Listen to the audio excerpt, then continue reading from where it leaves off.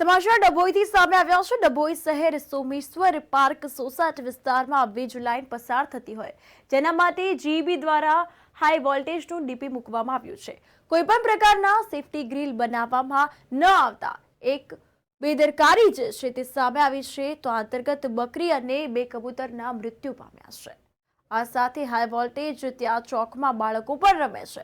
ધાર્મિક મદ્રાસો પણ આવેલો હોય ત્યારે વિસ્તારના રહીશોમાં અકસ્માતની ભીતિ સાથે વીજ કરંટ અંગે ભયની અનુભૂતિ થઈ રહી છે।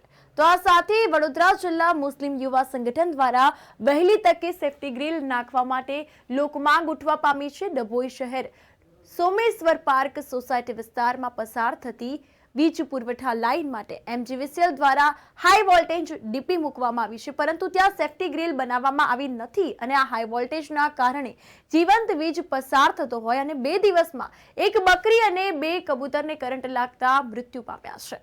તો આ બનાવને અંગે વડોદરા જિલ્લા મુસ્લિમ યુવા સંગઠનના ઇમરાનભાઈ કુરેશીના નેજા હેઠળ સેફટી ગ્રીલ બનાવવા તેમજ વીજ કરંટથી ચોકમાં રમતા બાળકો અને આવેલા નજીકમાં ધાર્મિક મદ્રાસામાં 150 જેટલા બાળકો અભ્યાસ કરતા હોય, અવારનવાર આ રસ્તા પરથી પસાર થતા હોય છે અને તેઓને અકસ્માતનો ડર સતાવી રહ્યો છે। તો ત્યારે ડભોઈ એમજીવીસીએલના જવાબદાર અધિકારીઓ તાકીદે સોમેશ્વર પાર્કના હાઈ વોલ્ટેજ ડીપીની આજુબાજુ સેફટી ગ્રીલ બનાવવા માટે લેખિત અરજી આપવામાં આવી હતી અને વિસ્તારના રહીશો દ્વારા માંગ ઉઠવા પામી છે। તો વડોદરા ખાતે બોટ દુર્ઘટનામાં સેફટી વગર 14 લોકોના મૃત્યુ થયા હોય, જેથી વહેલી તકે સેફટી ગ્રીલ નાખવા માટે તેઓએ જણાવ્યું છે અને આ અંગે તેઓએ રજૂઆત કરી છે।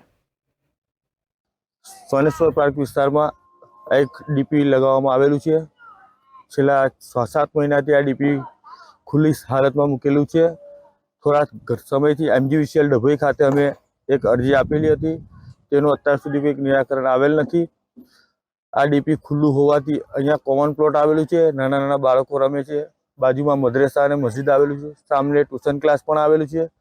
અહીંયા છોકરાઓ રમતા હોવાથી ભૂલથી કોઈકનું હાથ અડે તો મોટી જાનહાનિ થાય એવું લાગી રહ્યું છે।